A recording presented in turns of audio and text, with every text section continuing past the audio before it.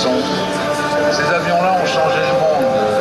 Constellation remonte, c'est un avion typiquement californien conçu à Burbank en Californie chez Lockheed par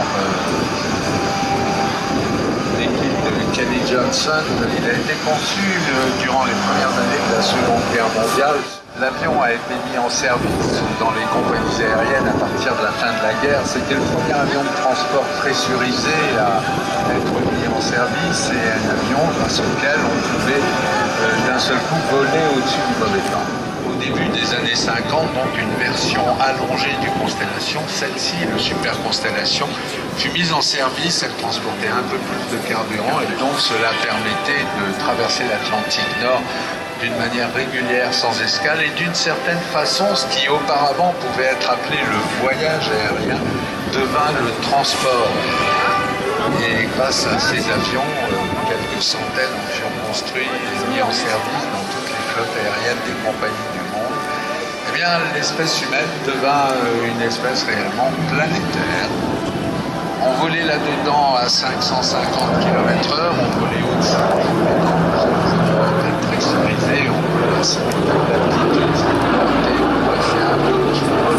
Le Super Constellation de Breitling est donc un avion qui est basé à Bâle-Mulhouse et qui appartient à une association qui ne ménage pas ses efforts pour garder ce monument en vol. Je vous rappelle qu'il en reste 2 dans le monde qui volent.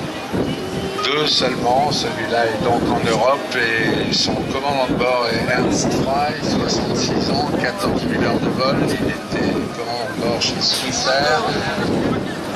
Il faut bien l'aide de plusieurs sponsors dans Breitling pour maintenir ce monument en état de vol et pour vous donner une idée du trou sans fin que représente la maintenance et le maintien en état de vol de cette machine. Il faut savoir que depuis 2010, plus de 2 millions d'euros ont été nécessaires pour l'entretien de ce Constellation où il a fallu changer des moteurs, réparer.